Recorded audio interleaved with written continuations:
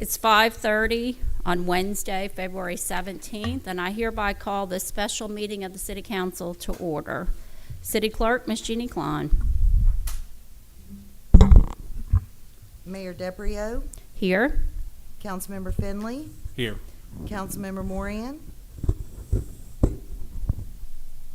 Councilmember Morgan, Present. Councilmember Clark, Here. Councilmember LaCour. Here. Could I get someone to move, to confirm, or adjust the agenda? Could I get a second? Second. All in favor? Aye. And we heard Councilman Clark. Do you Yeah. want to do roll call since No, we? we're okay. We heard him on that one. Okay, as long as you can hear him. We can hear him now. Welcome, everyone. Tonight we have a special presentation talking about economic development in Diamondhead, and we're very excited to have this project moving forward in the city of Diamondhead. So with that, I'm going to turn over the beginning of the discussion to Mr. Lawrence Lyons, and he is going to discuss why we're here tonight. Yes, I'm going to try to take y'all back to the tax increment finance class that we started last summer.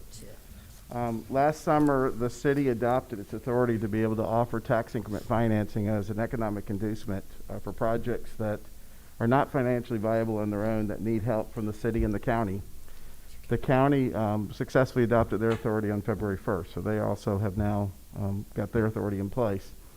So what I'd like to do is just spend 5 minutes sort of talking through the mechanics of how a TIF plan works in general, and then the developer can come and speak to their project specific, and then we'll follow up with sort of the request. We've got a project summary here to hand out that sort of basically highlights the economic impact of the project, the potential of the project, what we're requesting, and our estimated dollars in terms of increase in ad valorem tax and sales tax revenue. So with these TIF projects, for the last 12 years, this is sort of the process that I like to work with, is an informal work session, which is what we're doing tonight. The intent of this meeting is for you to talk to the developer directly. You can talk to me about the TIF plan mechanics. If you have questions, this is a great time to answer the questions. What we're looking for as an outcome from this project is an informal nod from the mayor or the city manager saying, you can proceed with actually drafting the actual TIF documents themselves. It's a pretty substantial amount of documents. They'll go to your bond attorney that you hired, which is Troy Johnston with Butler Snow. He and I will collaborate. He redlines everything. I fix it. We go back and forth. And then either he or I will bring final documents forward. The first document that we'll bring to you is a resolution. It's a very simple resolution where you're saying you're going to set a public hearing. You're going to authorize the clerk to advertise one time.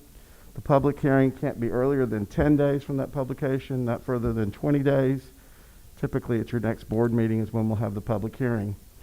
When that publication goes out, the clerk will have a draft of the TIF plan available for public viewing so that people can come in and read the plan. When we get to that board meeting, we'll have that public hearing. They typically are very short. If there's someone that has a question, they can ask the question, but it's intended for the public to provide feedback. If everybody's satisfied from the public hearing, there'll be a second resolution on the agenda where you're adopting and authorizing the TIF plan. And what that means is you're establishing a legal metes and bounds description of where the TIF district is included. And when you're pledging sales tax rebates or increased ad valorem taxes, it's only dollars that are being created, new dollars, increases, not existing taxes and not school taxes. You're pledging those towards a bond or a TIF bond in the future to help fund the reimbursement to the developer for building certain public infrastructure. Now, the most important thing I'm going to say again tonight, I said it last summer, I'm going to say it again, I'm going to say it one more time before I leave tonight. You cannot incur 1 penny of public money as it relates to a TIF plan. So even that $100 ad in the Seacoast Echo, you'll reimburse yourself out of that bond money before you give the developer whatever's available based on that tax revenue. You're not pledging the good faith and credit of the city in any way, shape, or form.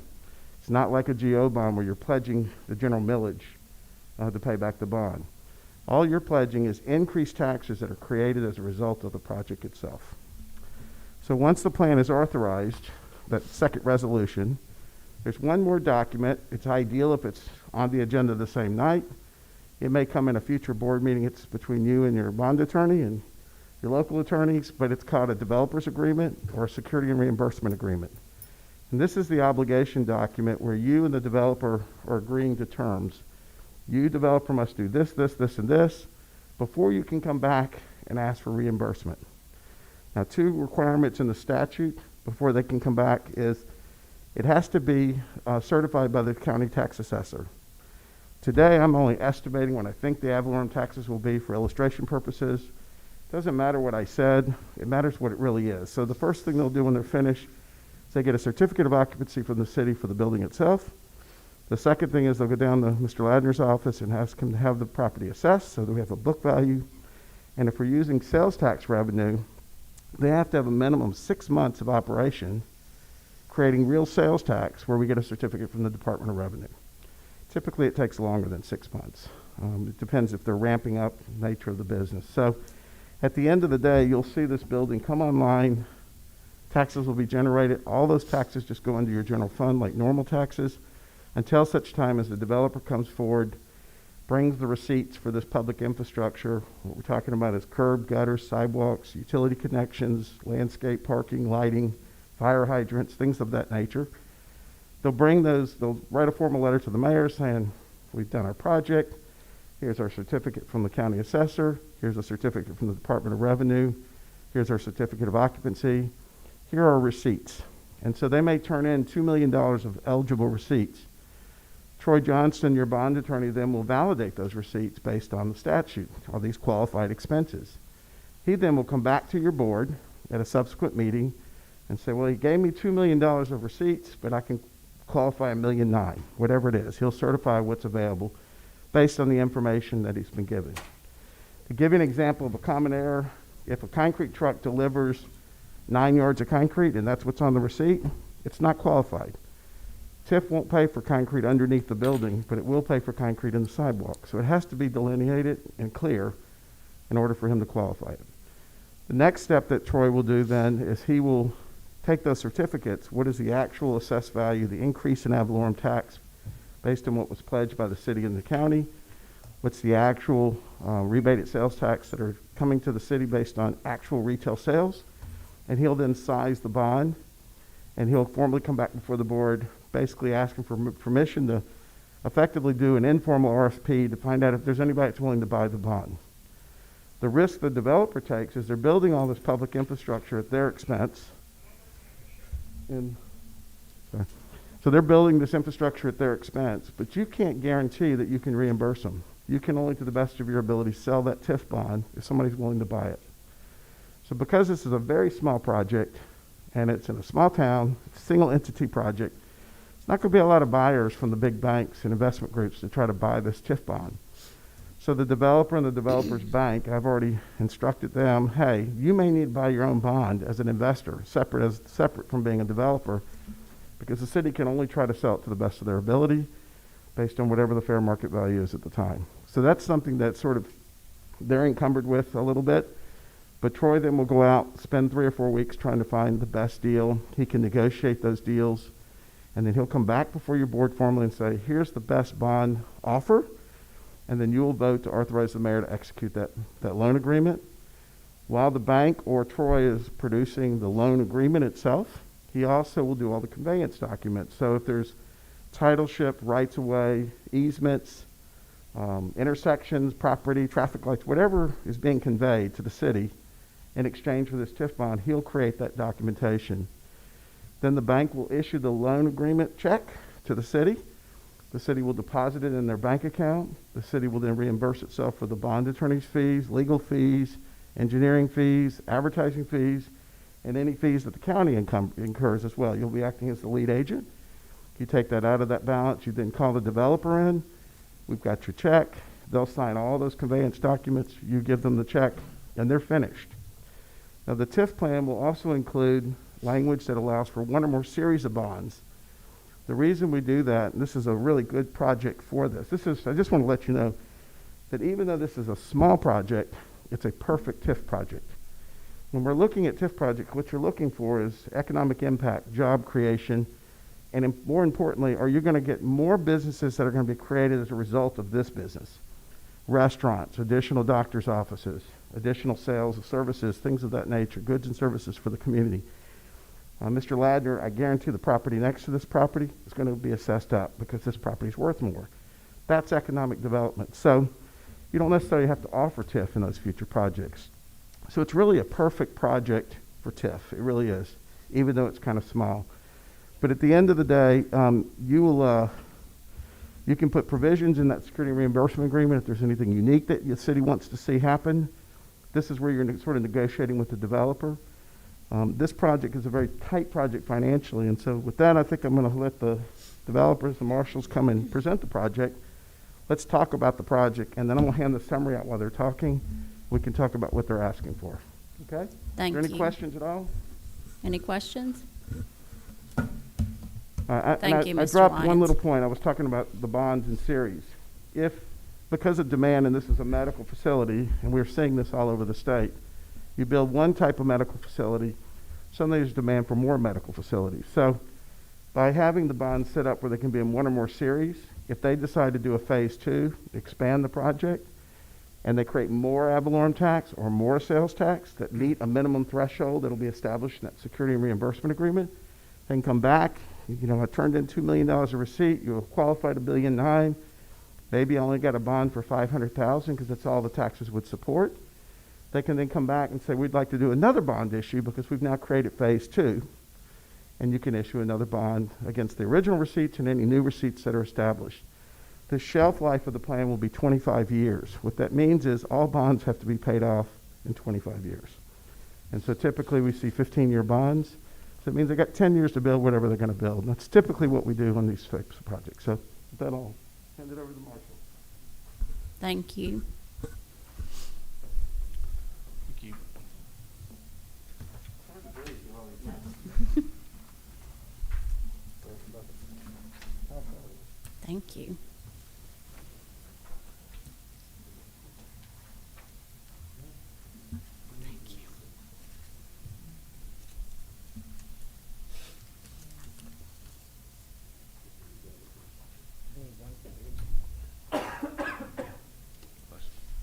Welcome, Mr. Marshall. Thank you. We're excited to hear about this new development. Thank you, Mayor, City Council, City officials. Thank you for having me here today.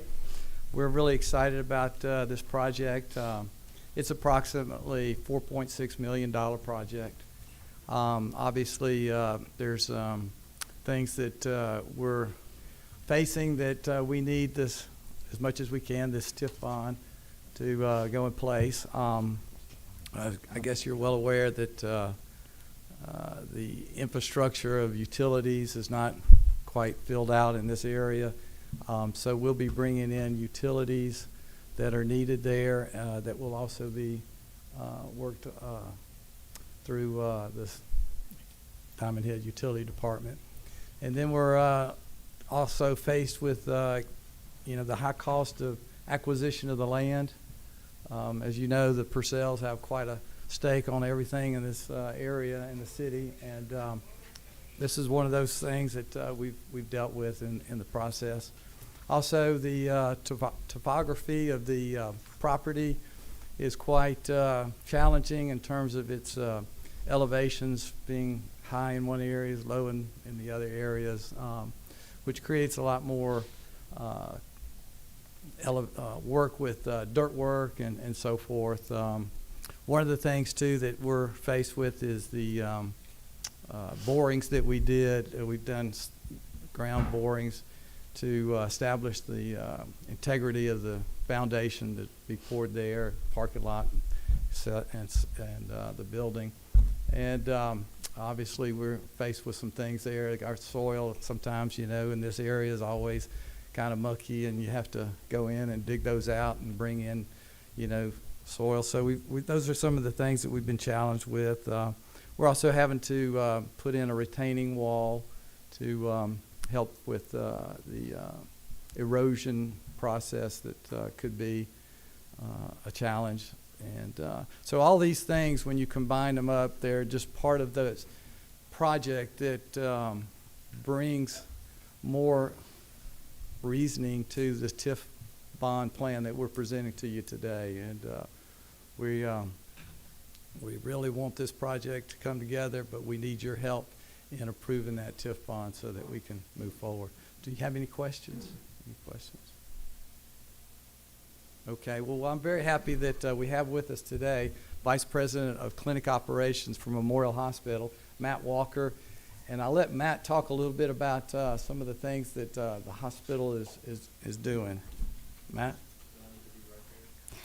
If you could, Mr. Walker, then we could hear you. But I mean, you can point, do we need to move the boards closer to you? I don't think you're going to be able to see them Oh, from okay. here to there. So we currently have a clinic presence, obviously, in the Diamondhead community. It's on Leisure Time Drive. It's roughly 11,400 square feet. Is a very busy footprint for us. And intermittently, we run into scheduling issues as far as additional specialists that are wanting to rotate to the area, or us wanting to add additional services to that location, and space just being a limitation. So when the opportunity to actually look at a larger footprint on the other side of town presented, we were very interested. So this facility is going to be roughly 20,500 square feet. I think it allows us to have very good growth for a considerable length of time. We will utilize about 17,000 square feet of it as clinic footprint, with also ancillary services.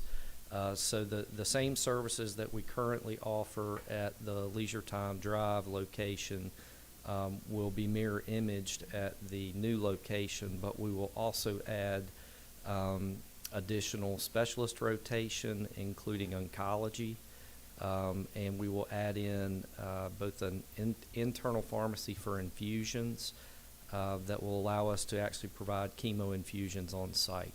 So the community will not have to travel to either Slidell or Gulfport for chemo infusions. They'll be able to actually have those in the local community.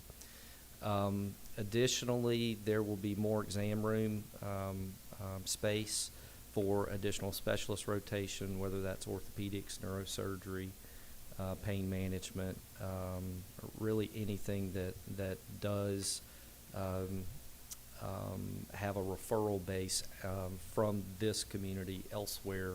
Will make a good effort to keep in the local market. There's 3,500 square feet that is on the, I guess that's going to be the, is that going to be the west end, or west end of the building, that will be set up for retail pharmacy. That tenant is already identified. That'll be a sublease of Memorial, because we just like to know who our neighbors are. But I think all in all, it's a very good healthcare footprint for the Diamondhead community. And as I said, I think it will give us growth opportunity for whatever the demands of this local community are from a healthcare standpoint going forward. Are there any questions? Are there any specific services that y'all would like to see added that you're aware of now? I'm excited about seeing the oncologist here. I do use Memorial Hospital for many reasons. Having the infusion center here is going to be tremendous impact. Having chemo at Memorial and driving back to Diamondhead, or the Kill, I mean, this opens it up for the community, right, is going to be such an asset. So we can't thank you enough for investing here and bringing that service. The CAT scan procedure room, all the extra exam rooms, just definitely need it. Yep, that's we're on the same page there. The Diamondhead community has been a good partner with Memorial, and we want to continue to kind of expand on that presence and relationship. We met with the city manager, I guess that was a couple months back, and I think one service that he did mention was pediatrics. So we're kind of thinking through a couple of options there so that folks can stay as local as they need to.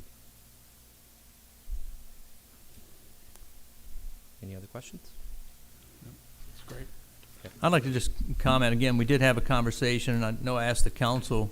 I have started a list of what medical services are currently available in Diamondhead, whether it's Memorial Ochsner or another third party that's out there, but trying to make a list of what is missing. So what are what are services that our residents are having to drive to Slidell, Biloxi, Gulfport, and I'm actively giving it to Rick. I just sent him a list and said, here's some things that are missing, because hopefully that would be the first of more buildings to come.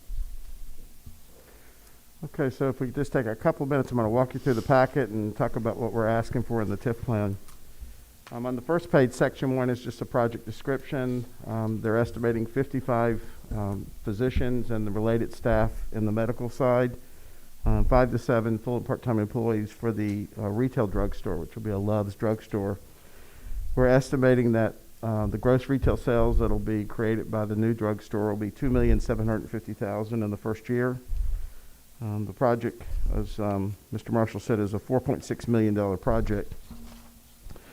On the second page, you'll see down in the box under section 3 there, or 4 rather. What I did is I took the $2,750,000 and I reduced it by 15% because there will be some overlapping business, and we don't want you pledging existing rebated sales tax dollars that you're already getting. And so I've adjusted that number to $2,337,500. So it shows that the potential rebated sales tax to the city will be $30,271 as a net increase in sales tax revenue. On the next page, under property taxes, currently this property is generating $9,296 of ad valorem tax. That's for the city, the county, and the school district. The city taxes right now are $2,142. As a result of the project, based on what we believe the assessed value will be, having spoken to Mr. Ladner, I believe the city taxes will increase to $20,462 based on that $4.6 million. We used a 90% factor and used the 15% multiplier and took a 3-year millage. We do need to verify the millage, but I think it's correct.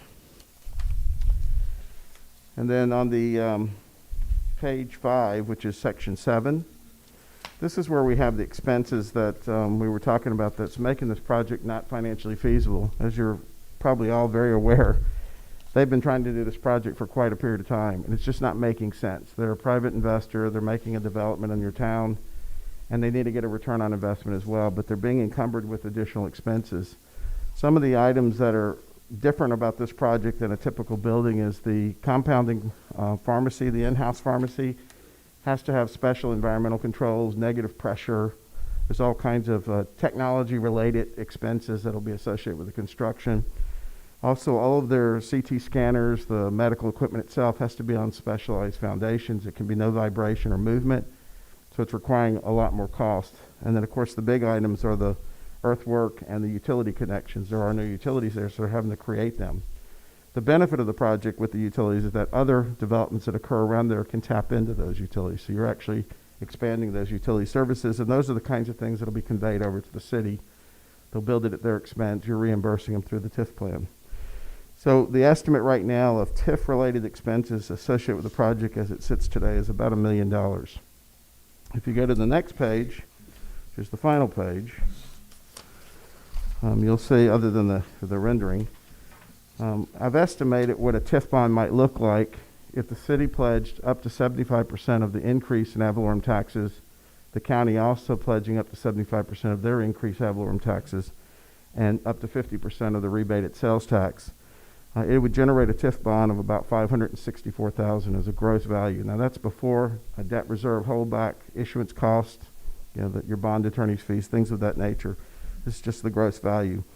It would be based on $72,000 of taxes being generated, and the cost would be at $54,372, and that's based on a 15-year bond at 5%.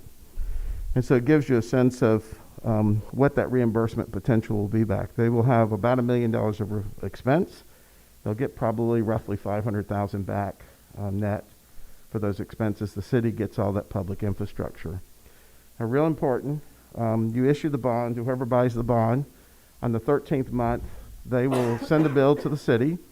Once the city adopts their plan and the county adopts their plan, the bond attorney will create an interlocal agreement between the city and the county, which basically, typically, the city is the lead agent, so you'll receive these bond bills and make the payments. All of these documents will go to the Attorney General's office, and then they're filed with the Secretary of State. That's sort of a new process that they've added to the statute.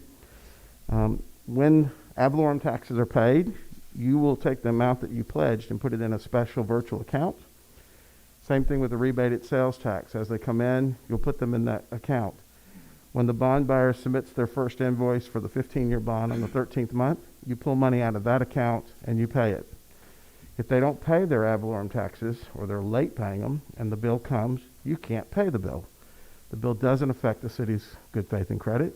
You can only pay based on the monies that were pledged and that are received by the developer. Now, obviously, brand new $4.6 million facility, if they don't pay their taxes, I'm sure their bank's going to pay the taxes. They'll come in. It's a very low-risk scenario. But I just want to reinforce, you're not using general fund money. You're not using public money. You can't incur any expense related to this TIF plan of public money. You're simply pledging taxes that you're not getting today that will come as a result of the project in order to make the project move forward. And that's our presentation. If there's questions on the TIF plan, this would be a great time. Any questions to my right? No. Any questions to my left? I think it's very clear. This is like the third time you've gone over TIF funding, but the first time that we've had a The plan in next time front I'm of us, bringing my and we test, are so. very excited to have this plan in front of us. And we're probably ready to start moving forward. So, quick question. In there, you're asking for 75% from city and county. Is that kind of directives you need tonight for you to go do your next steps? Well, And the same thing on the sales tax that goes 50%. the next step is I want to have this informal meeting with the county and get them on board and make sure that they've got their questions answered. Once I know what the city and the county are willing to do, then I will go off and draft the documents. Takes 2 to 3 weeks typically. And then I'll ask to get on your agenda. If somebody could help me from the clerk's office, that'd be awesome. I'll coordinate with the clerk. I'll produce your resolutions, your public notices. Everything will be put together. It'll be squared up by Troy to make sure he's happy, and then we'll start that process that I explained earlier in the evening. So right now, this is just, if you got questions, you got my card, call me anytime. I'll be happy to talk to you offline. Anything about this is the time to sort of figure out what are we doing, what are we willing to do, because it's about an 80-page packet, so we want to do that once. Now, I just want to make sure, I mean, that's kind of what we're talking about, so you can continue on your work. Yeah, He I'm, doesn't It's a need a great motion. project. We want it in the city. yeah, I'm looking to hear Yeah. from one of y'all to say it's okay to proceed, and then we also want to meet with the county. That's what, We're nodding. We're like, let's do it. Okay. We're excited. Okay, great. Thank you. I mean, 4.6 Yes, million, thank that's a you. lot of money. You think Thank you you. can get me on the agenda? I think so. Okay, great. March 1st, our next meeting, Mike, so give me the agenda. Thank y'all very much. Thank Thank you. you. Thank you for investing in Diamondhead. We look forward. Thank you. It's okay to leave those too? I can give them later. I'm gonna leave them up for anybody who wants to come out and leave. Okay. Thank you. Thank you very much. I'm adjourned. Could I get a motion to adjourn? Could I get a second?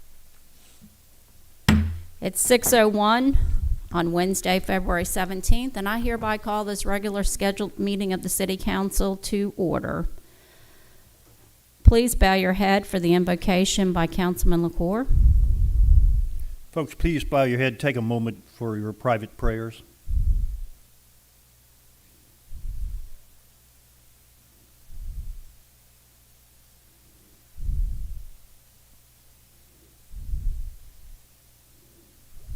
Now would you please stand for the Pledge of Allegiance?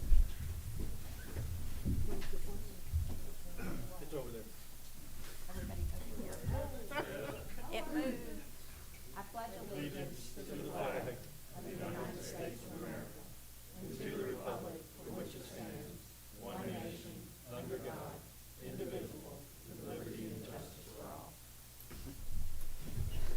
City Clerk, Ms. Jeannie Klein. Mayor DeBrio, Here. Councilmember Finley, Here. Councilmember Moran, Here. Councilmember Morgan, Present. Councilmember Clark, Here. Councilmember LaCour. Here. Could I get a motion to confirm or adjust the agenda? I would move to amend the agenda. The manager indicates we need to add a consent item 009 2021 048. Reads, motion to host the CASA Red Beans and Rice Cook-Off on May the 1st, 2021, and to authorize expenses in the amount of $650 for the same. Could I get a motion to move as amended? I move. Could I get a second? Second. All in favor? Aye. The next regularly scheduled meeting of the City Council will be held on March 2nd, 2021 at 6 p.m. in the council chambers.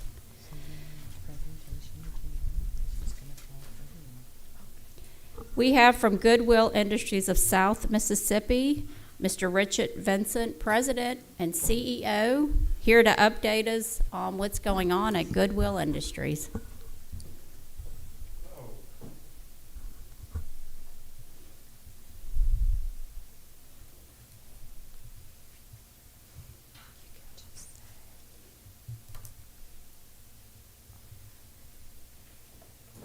Michael, what you need? For the PowerPoint, is that still available? I did not. I failed it. Okay, You want me to okay. put it up?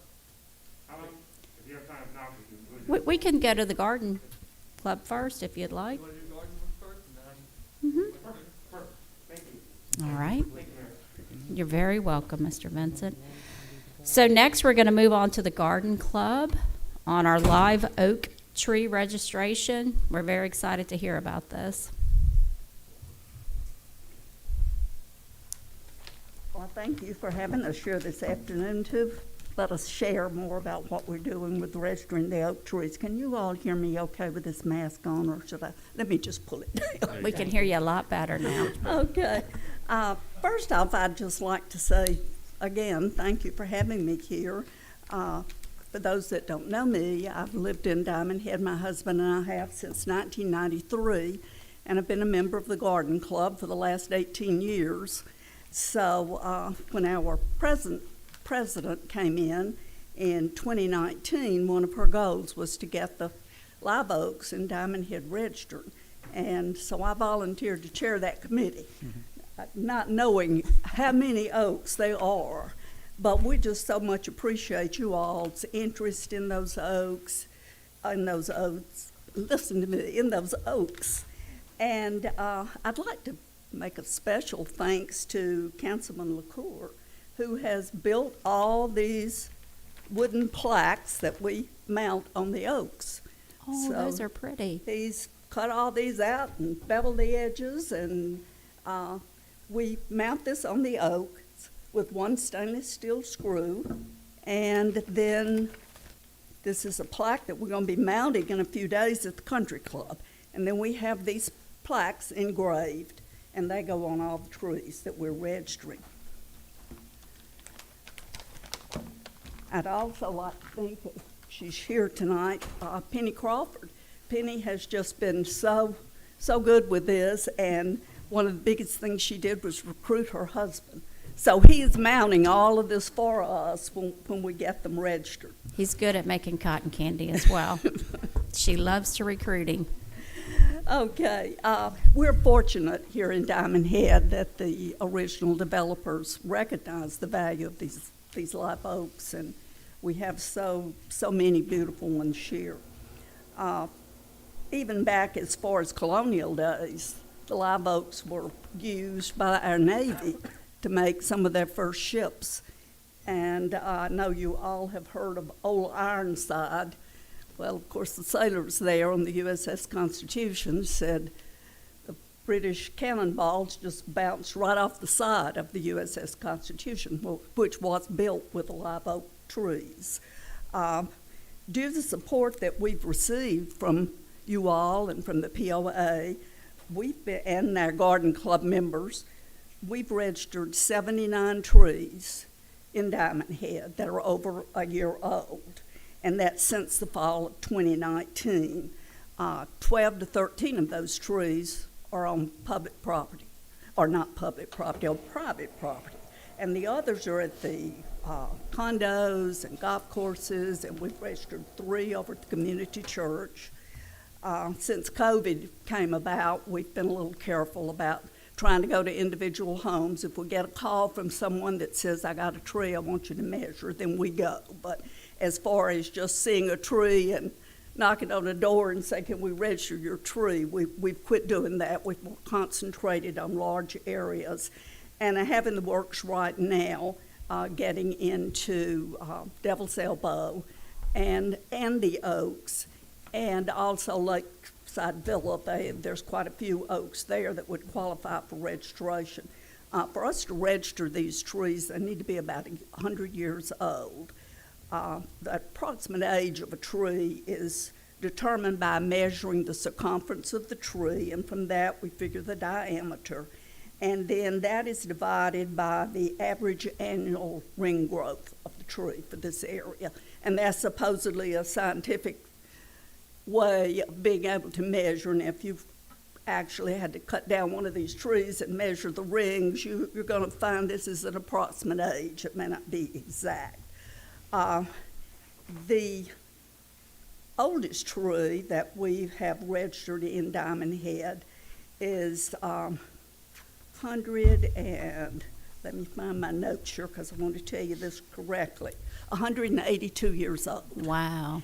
And that's that old. tree is located at Molokai Condos. If you're Okay. driving down Golf Club Drive, you'll see that tree near their dumpster. It's Okay. very close to the street and near the dumpster. Once we measure a tree, and not only do we measure the circumference, we also measure the canopy of the tree, we measure the height of the tree, and we record the GPS of where the tree is. So once we've measured a tree and we register it, we send this documentation to, and I don't pronounce French, but it's Société des Arbres, and it translates the Society of Trees. And that was formed in 1971 to register the trees in the state of Mississippi. So it was a garden club project to register those trees throughout the state. And from that, we measure, send that over, and they register that, and the register for that is kept in the library at Ocean Springs. They also mail the homeowner or the property owner, if it's the POA or the city or whatever, 10 by 14 frameable certificate that has a registration number on it, and it tells you a little bit about the tree on there and the recognition of it. And then we have a club member, Joyce Hunt, and she fills out a certificate, which is like this, and it details each of the trees that's registered and their age, and also the GPS for that tree. So, see if I'd skipped something here that I wanted to tell you. In 1987, our Hancock County Historical Society began to document the live oak trees in Hancock County. And then that became a project between Hancock County Historical Society and the Bay St. Louis Garden Club in 2005. And then we joined the Historical Society so we could measure here and not have to go through so many people. We found that that was so cumbersome it made it a little hard. And in addition to the 79 trees that we have measured, I think it was about 4 years ago, our garden club measured and recorded one tree, which is on Maui Place, and it's named the Elmer's Oak. So I think that's mostly what I wanted to tell you about what we do with the trees. Again, we just so much appreciate all of your support, and hope you'll help us get it out into the community that we're doing this. Because if we get a call, and I have my phone number just all over the place, then they call me, and we get the committee together and go do those trees. I've emphasized on private property with these trees that we're measuring, but I've had some interest in measuring some trees on the city property. And so I did go to the Historical Society, and with certain documentation that they require, they will let us do that. I'll also tell you that in doing that research, I found that we could register a tree as a recognized tree instead of an environmental and historical tree. If there was a particular one on city property or on somebody else's property that they wanted to measure and have it recognized and put a plaque on it, even though it's not 100 years old, we could do that. Again, I thank you for the opportunity to be here tonight, and if there's no questions, I'll let you go on. Anybody have questions? I have one thing to say. We can't thank y'all enough for undertaking this. This is a tremendous project, and thank you all very much. We know it's a lot of work. I didn't realize you already did 79 trees. That's a lot of work. Maybe the city manager could put a link on our website or do an e-blast on how to contact you all if folks have these trees in their yards, to reach out to you all, so we could capture all the trees in Diamondhead that are over 100 years old. We may not get them done, and I just had no idea how many trees there were. And as far back as 1987, I have found some records in the garden club of our garden club measuring several trees at that time for registration, but they just didn't know quite how to register it or who to register them with, so they never got registered. But at that time, one of them that was identified was in Devil's Elbow. And if they figured and measured correctly, that tree would be about 205 years old. Wow. So, that is nowhere near the Friendship Oak, which is the largest tree we have in this area at about 500 years of age. But it's just so fortunate in this city that we have this cover of trees and the beauty of it and the environmental impact of those trees, and we just appreciate you guys protecting them for us with the tree ordinance that you've passed. So thank you. Well, thank you, and thank you all for your hard work. Mayor, I would just comment also that the data that they're collecting, the GPS in particular, we've actually been able to take that and drop it in our GIS software. So whoever's here 10, 15 years from now will be able to have that data. Which is And excellent. can create maps and things like that, like you're commenting about on the website. And we have some beautiful live oaks. And Devil's Elbow specifically has some gorgeous ones. So I look forward to seeing the age on those. And now, do we have everything ready for Mr. Vincent? Okay, so now we have from Goodwill Industries of South Mississippi, Mr. Richard Vincent, President and CEO. Welcome. Well, good evening, Mayor, members of the council. It's a pleasure to be here today. I'm so happy because one of your very own, Mr. Michael Riso, joined our board of directors this past year.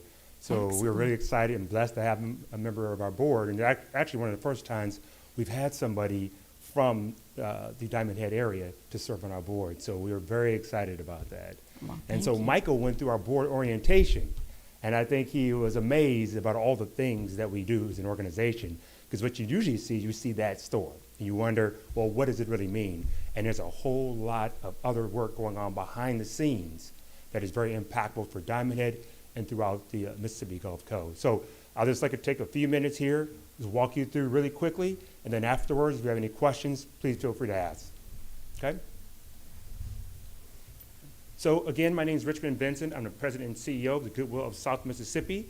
I've been here for 4 years, 4 wonderful years, 4 of the best years of my life. I'm glad to be here. Moved here from Phoenix, Arizona. Loved the rain. Didn't get too much of that in Phoenix. So this rain is just a blessing in disguise. So what I want to do is first start off with kind of the big picture of Goodwill. So Goodwill Industries International is an international membership organization. There are 156 Goodwills throughout the country. There are 2 here in Mississippi, 1 in Jackson, and then we have the balance of the South Gulf Coast. So we have this lower 6 counties here. I share this with you to give you a sense of how big is Goodwill from an international and a national basis. And as you can see, Goodwill as a whole, so the 157 Goodwill organizations generate $6.4 billion in 2019. We had retail revenue of $4.7 billion. We had employees, 141,000 Americans are Goodwill employees. And then wages and benefits, you can see there, we contribute $2.5 billion in wages across this country. So it gives you a really good sense that Goodwill across this country is very, very impactful. And we put a lot of people to work. So what do we really stand for? What does that store mean that you see right down here, down the street? Our goal is to eliminate poverty in Mississippi. And we are waging a war against poverty. And so for us, we have some very, very ambitious goals over the next 3 years. We just went through our strategic planning process, and we decided there was 3 things that we need to do by 2023. First, achieve operational optimization. That's even bigger now with COVID. It really challenged us in ways that we had never been challenged before. But first, we want to do is establish a coast-wide community collaborative. That's working with all the nonprofits on the Mississippi Gulf Coast, leveraging our resources so we're not providing duplicative services. Because right now, many of us, we kind of do the same thing, right? And so we want to work so that we're not doing the same thing, and we focus on those gaps in service that we currently have. But this is working with all the nonprofits in all lower 6 counties. And then the last thing is to establish a coordinated service delivery system, meaning that we are able to serve every single individual in our community. I know Michael had mentioned to me that there was a lady here in Diamondhead who had become homeless and wondering, well, where do I find the resources that to support this person? So I told Michael, allow us the opportunity to serve. Now, we can't do everything, and we're not going to do everything, but we can start the process, and then we'll engage other nonprofits to provide those supportive services. So that's what these 3 goals for us. This is what we're going to focus on from now until 2023. And so how will we know we're doing a good job? Many times you hear these big visions of eliminating poverty, so how are we going to measure that? We're going to measure that by the decrease in the households that are below self-sufficiency level. That is our concrete measure, and we'll know unequivocally that we are making progress in eliminating poverty in Mississippi. And so I always like to paint the picture of what's the opportunity. Some people call it a problem, they call it an issue. We call it an opportunity for us to help this community. So some of these, guys, I know we hear it all the time, right? We know where our poverty levels are. We know that we're 49th with children in poverty at 27% and seniors at 12%. And so one thing I want to make sure that I'm clear on is when we talk about the unemployment rate, that is only counting those individuals who are on the unemployment insurance. Once they leave unemployment insurance, they are no longer counted on the unemployment rates. Now, they may not be getting unemployment insurance, but they're still unemployed. They still don't have a job. And so we focus on that data, and that is our U6 unemployment data. That is the true sense of those who are looking, who are not looking, and who have been unemployed, could be for a year, 2 or 3 years. One of the things we're working on really, really closely is labor participation rate. We've been very poor in getting folks who are of working age to work. So now we're working with the K through 12 system to see how we can get folks engaged early. Because what we struggle with is, in the past, we've only focused on adults. But when someone walks into one of our service centers and they are 45, 50 years old and they have a low literacy level, we can't do a whole lot. We can help triage them, we can get them a job right away, but it may not be a family-sustaining wage job.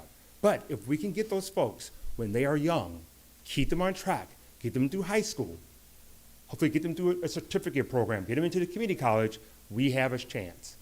And for me, the most disturbing is the disconnected youth at 17%. That just breaks my heart. A father of 3 gorgeous daughters, that right there breaks my heart, that we have 17% of our youth are disconnected. That means they're not working and they're not going to school.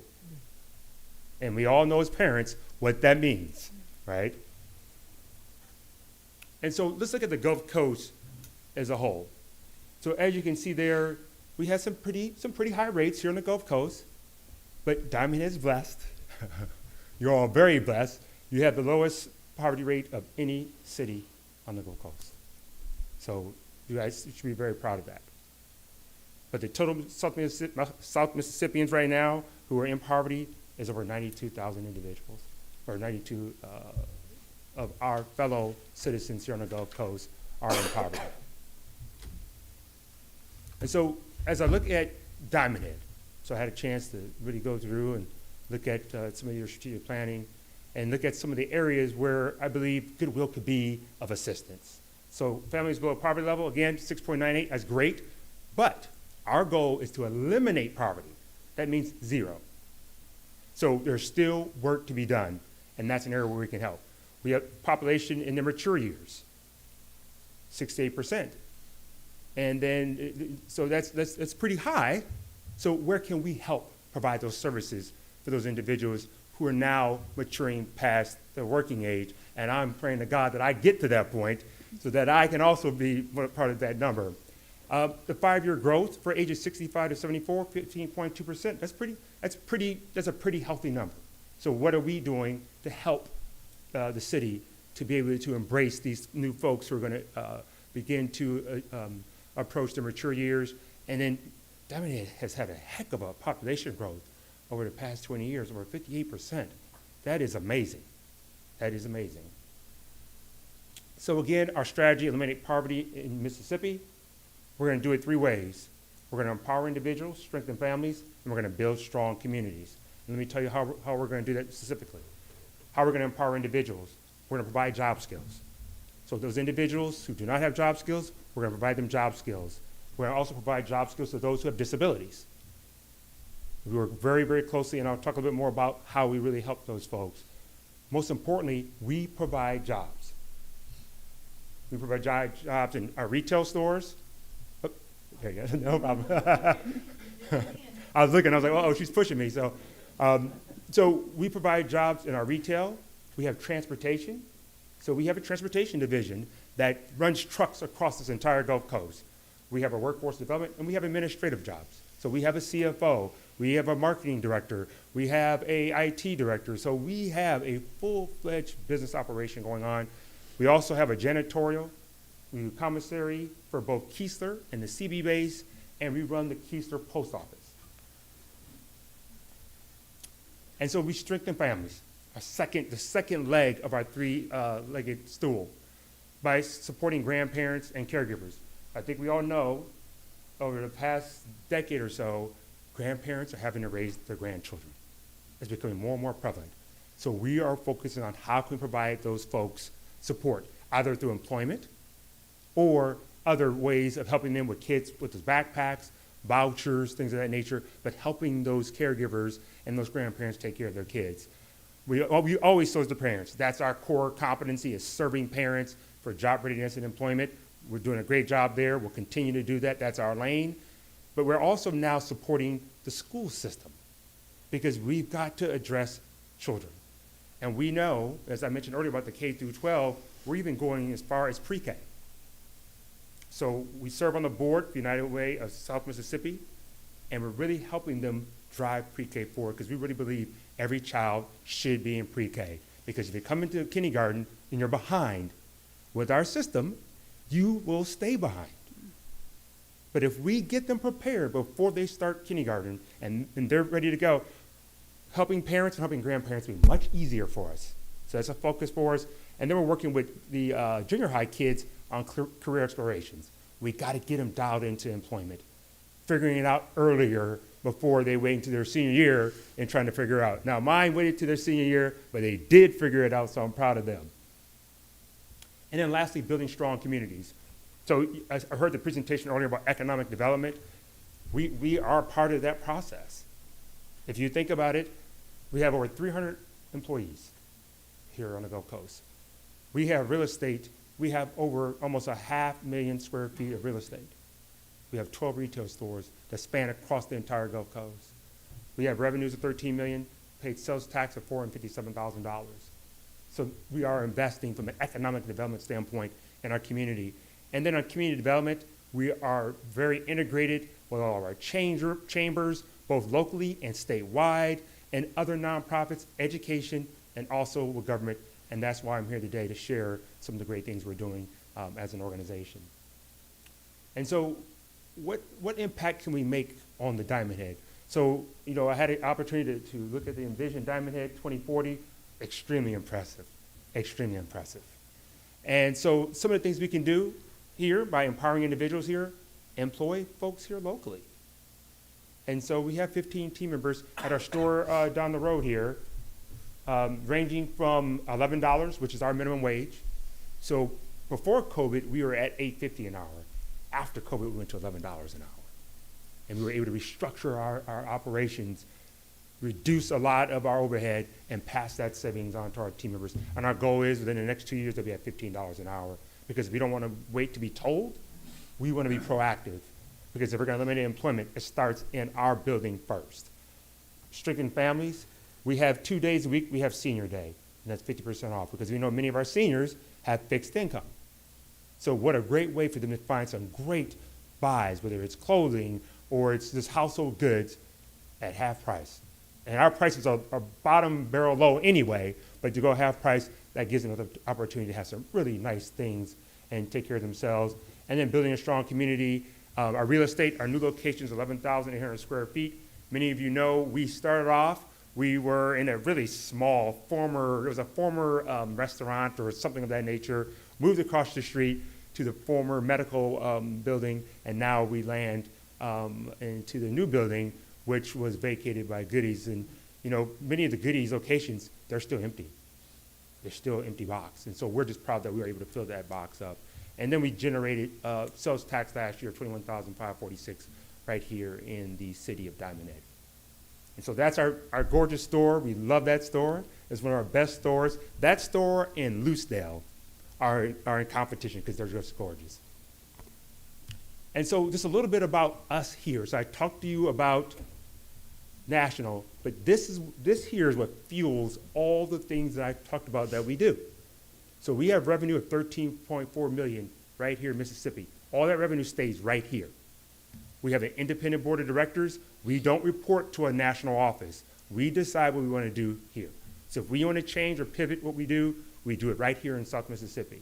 And I won't go through all of them, but you can see here we have 307 employees, and we applied $7.2 million into wages here for our team members. So just think about it. If Goodwill leaves tomorrow, there's 307 people who don't have a job, including myself.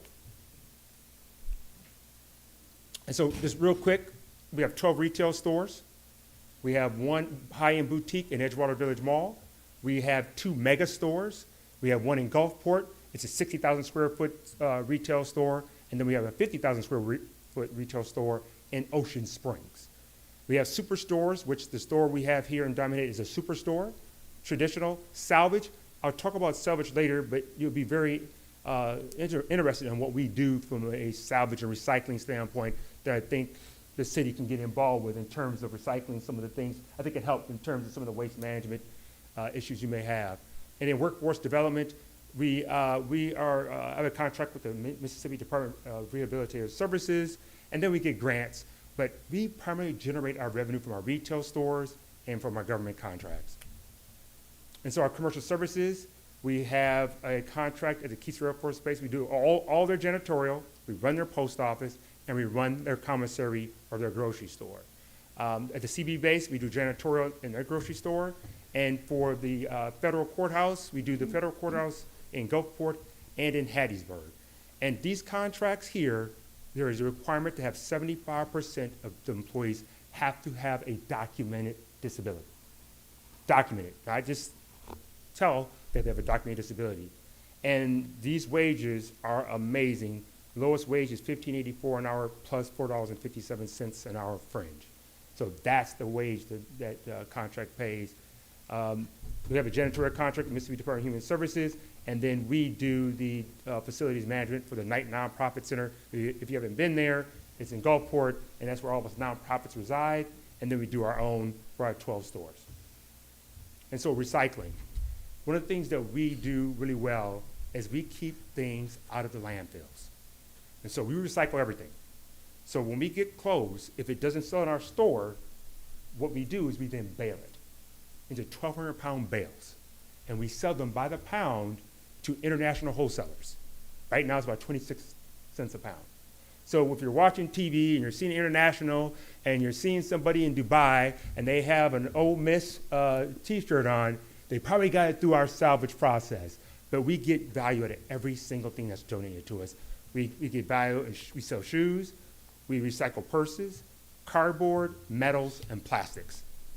And so I think, as Michael and I have talked, that I think in the future, I think some of those things we can take off the hands of the city in terms of the cardboard, the metals, and the plastics, because we are generating some revenue off of each of those items.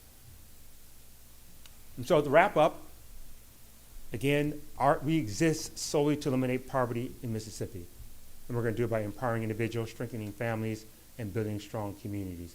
And with that, that is my presentation. I thank you so much for the opportunity to share the asset that Goodwill is. And I'll take any questions, or at least little man here will take some questions. Do we have any questions? That was very informative. Thank you. Very informative. A lot I didn't know that you all did.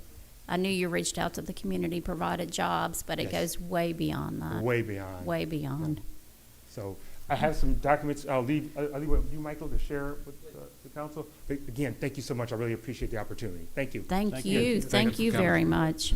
And it's exciting about the opportunity because we all know we have a recycle bin outside that costs us about $50,000 a year. And we pull it 3 days a week.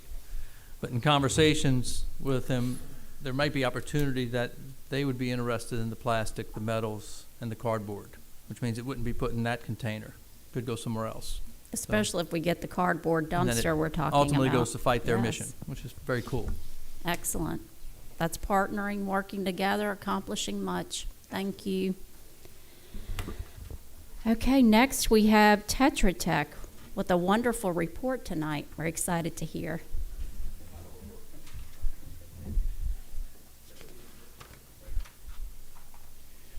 Good evening, everybody. Thank you for having me back again.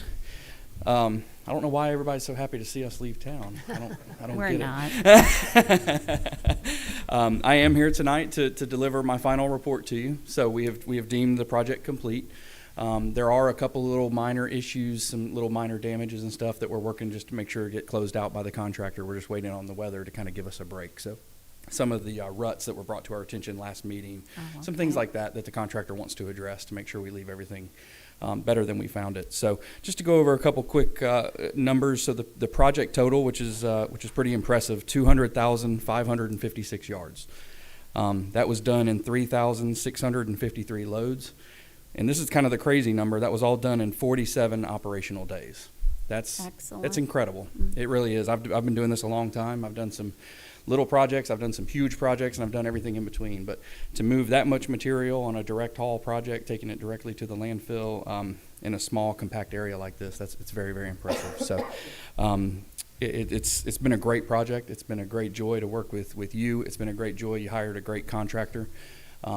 Doing what we do in the disaster world and coming in after a storm or after a natural disaster it's a heck of a challenge. And to hit the ground running, and the only way it works is a team effort, and it really was truly a team, meaning, of course, Tetra Tech with our partners in Covington, but also the contractor in the city as well. It's just, it's been a great project. I hate to go. I hate to move on, but and hopefully I'm not back for a very, very long time. But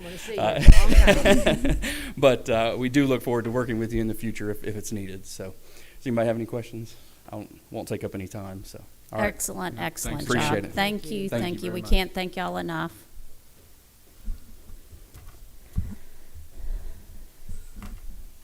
And now we are going to move on to the city manager's report. Hopefully I'll be brief. Just a thing, I know there was an agenda item added for CASA. As everybody knows, just with COVID, most events, fundraisers have been canceled over the last year. And CASA paid a price for that as well with their annual gala. I think it raises over $30,000 a year for them, so it's a significant piece of their operating budget. When they realized, hey, first they tried to delay it and push it into, I think it was April, and just the way things were going with numbers, they decided they're just going to push it and not cancel it totally for this year. That made them start generating ideas on other opportunities to generate cash for the operation. They've been looking at the idea of a red beans and rice cook-off, so they called me and said, hey, would Diamondhead be interested in hosting something like that? So I sent it out to the council, and we accepted that challenge. So we're looking at May 1st on kind of right out here on the town green kind of thing. Invite residents and businesses to all put in a team and come out and compete for the best red beans and rice. We will have a band for it. There will be, I'm sure, some beverages and other things that are available as a part of their fundraiser. But hopefully May 1st, we'll start promoting that, hopefully tomorrow, with the council's approval. March for the Mayors, just learned about this afternoon through a conversation with our mayor. Extra Table has launched an effort to stock food pantries and soup kitchens across the state. This is a 4-week long event that they're going to call March of the Mayors. Each city is going to be collecting a specific food item, and they'll be dropped off at designated locations. Ours would be City Hall. The food collection will begin Friday the 12th and end March 12th. Diamondhead drop-off location, like I said, would be here at City Hall, and the item that we would be collecting is canned soup. So we hope to fill up a bunch of boxes and contribute for this great cause. More information will be forthcoming. Again, I'm just learning about it at about 5 o'clock today. So, another piece of good news from our Board of Supervisors. I see Cody here. Received a call from him today to inform us that the Board of Supervisors did approve our request to match the city dollar for dollar up to $2 million for drainage projects in the city of Diamondhead. This is a kind of a result or combination of the Wagner engineering project that they had taken on as a county. And so that's, again, great news because it leverages our city dollars that we generate with the county's partnership.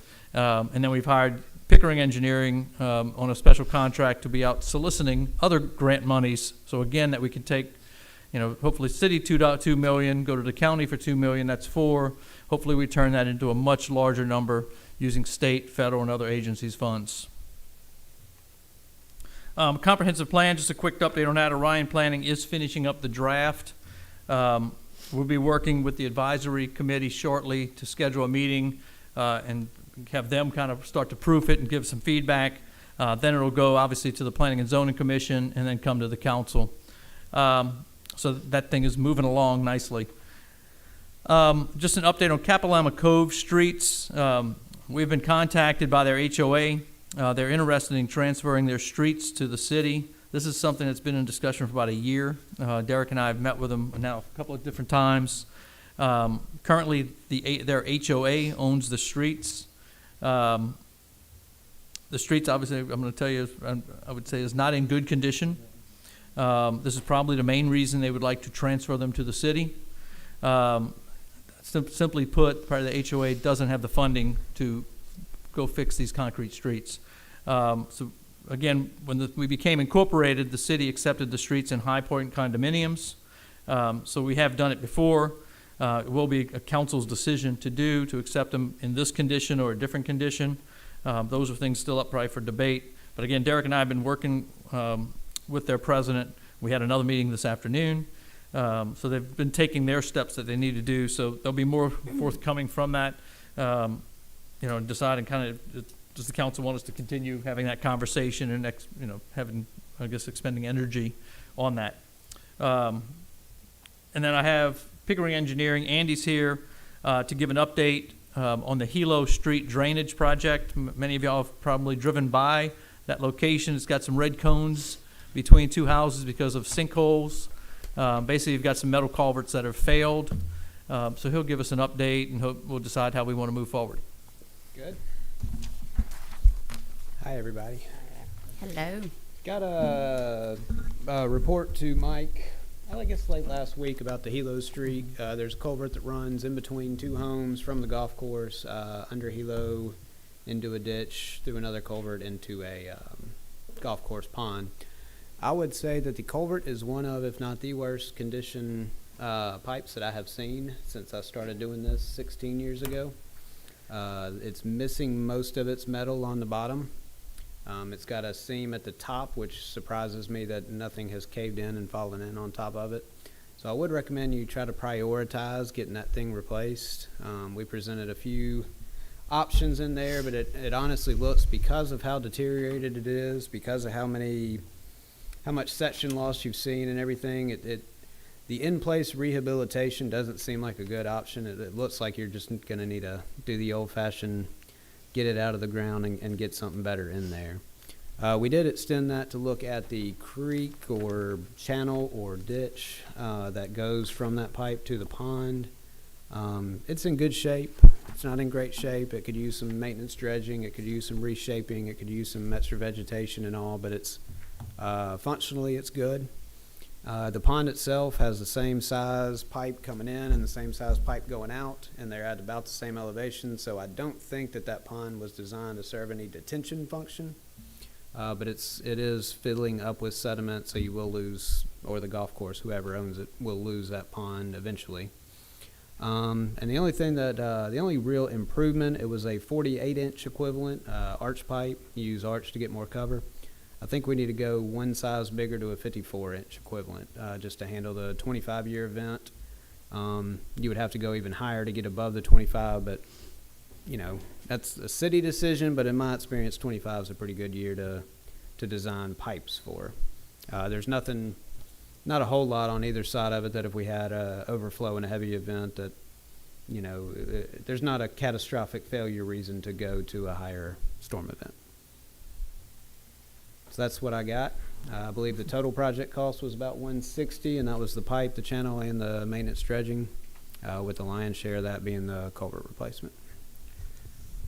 And the culvert on the street, that is a rip up the street. That is a rip So up the this street, rip Probably up closing the street a little everything. bit. Very comparable to the Diamondhead Drive East project we did. The only difference being there's no median on this, but I foresee that they'll be able to keep one lane of traffic open at all times with flaggers, finish half of it, close it, get temporary surface on it, open the other side. Any other challenges with utilities in that site? There's always going to be utilities, and there's always going to be fun stuff underground. Nothing that I know of, but I'm sure it's there. Another challenge may be the easement locations, Right. which you all have to address. I did go out there before we started talking about this 2 months ago, and the holes are unbelievable. Yeah, there's a bad This sinkhole. is the worst I've seen in Diamondhead, I'll Yeah. have to say, as far We as should've erosion. jumped down in there and crawled in a little bit. It was After the broom handle wouldn't reach, I was like, no, I don't think so. Andy, this hole is right next to the driveway of this home. Correct. And which is currently vacant. This is right in my neighborhood. So, you know, it's continued every rainfall to get larger and larger. I'm surprised the driveway's not part of it right now. Yeah, and if you look at one of my inside the pipe pictures, it appears that you can even see where the dirt's coming in through there. Of Yeah. course, you know, water finds it doesn't I sure hope travel that's a not the straight reason path they all the left time. town, but Yeah. They are, someone's moving in there, like now. I did Yeah. hear from the neighbor this week wondering when we were doing it, because someone is moving in, Yep. so. The surprise, it's the good news is I didn't see any other sinkholes in between the actual homes where it would start to threaten the actual structure. Now the driveway may need a little TLC eventually, but I didn't see anything that makes me say like, do it tomorrow, but, it's bad. It is bad. Mike, do we have money in the budget? So we do have it, and that's one thing we looked at after I got the price. We do have it in the drainage budget for Public Works. I also asked for a work assignment, which we received today. I do need to have a budget amendment for the engineering fees. So in our next meeting, I would be presenting that work assignment to give them the go-ahead. But in order to approve that, we've got to have the money in the budget first. So we'll have to swap a couple of things around. So the work assignment will be to initiate Pickering to start the construction plan, so that we Yeah, can. we did survey as part of our investigation, so I think we have all the survey we need.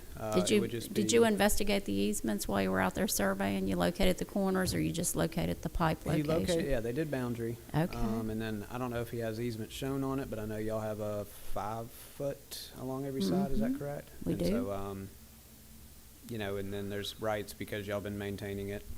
Maybe not, but in theory, maintaining it for so many years that it, you know, Derek probably knows what I'm talking about better than I do, so he's nodding, so I think we'll be good.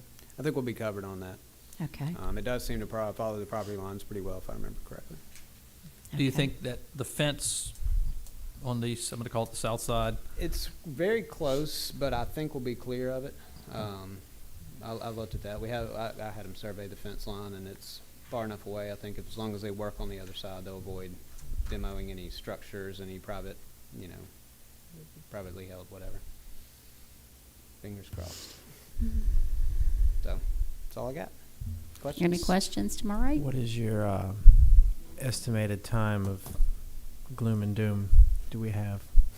Before it fails? Mm-hmm. I mean, 1 day to 6 years. I mean, there's no. I mean, there is no. There is underneath Hilo. There's a collection of sediment in one area that would make me think that it's coming from above. But I mean, I don't foresee that when it fails, it's going to be a catastrophic event. I don't think Hilo is going to fall all the way in. I think it'll just start to show and then do it. You never know. I could be way wrong, but I think there's time. But it needs to be a priority for sure.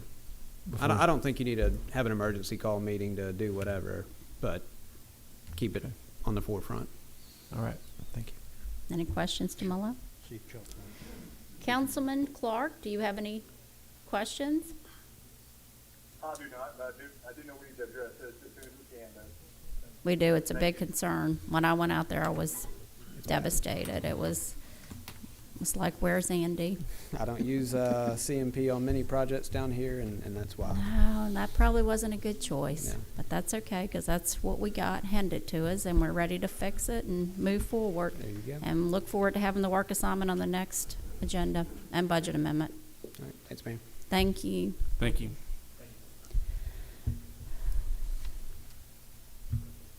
And we do have Supervisor District 3, Cody Canan, here.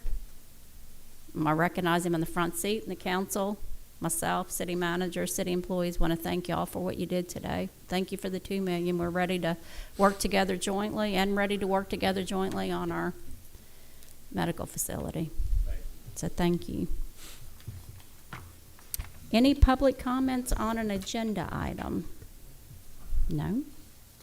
Could I get a motion to approve the February 2nd, 2021 regular meeting minutes? I so move. I second it. Okay, all in favor? Aye. Could I get a motion to approve the February 8th, 2021 recessed meeting minutes? I move. Could I get a second? I'll second. All in favor? Aye. Aye. Abstain. We have an abstention with Councilman LaCour. Resolution 2021-048, a motion to adopt Resolution 2021-006, thereby abandoning a 5-foot drainage utility easement on each side of the common property line between lots 59 and 60, Diamondhead Phase 2, Unit 8, Block 2. The physical address is 5510 Alacoco Place. Parcel number 131. D-1-13-108.000, property owner Smith. Move. Could I get a second? Any discussion to my left? Any discussion to my right? I'm just going to say that this is 2 lots that are connected together that are going to be consolidated into one. This is the 5-yard easement on either side of the property line. That's what we're abandoning tonight. So, City Clerk? Finley, Yes. Morian, Yes. Morgan, Yes. Clark, Yes. LaCour, Yes. DePrio. Yes.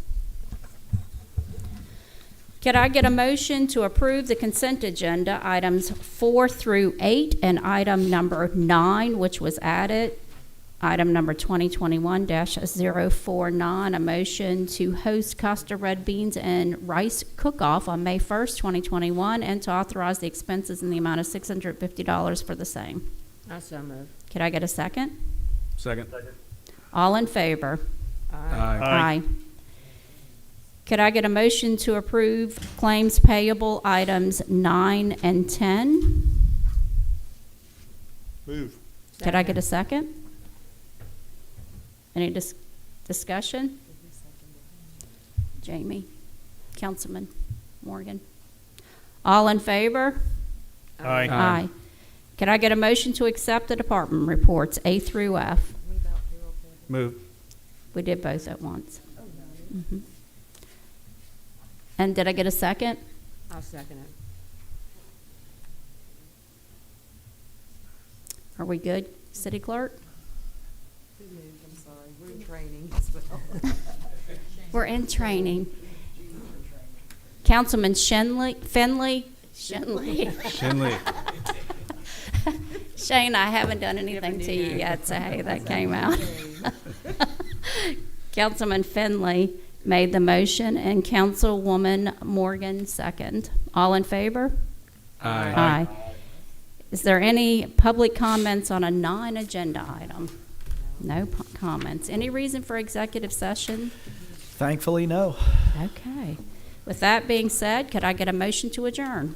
Also move. Could I get a second? Second. All in favor? Aye. Aye. Thank you all for coming tonight. And don't forget our canned soup drop-off. Our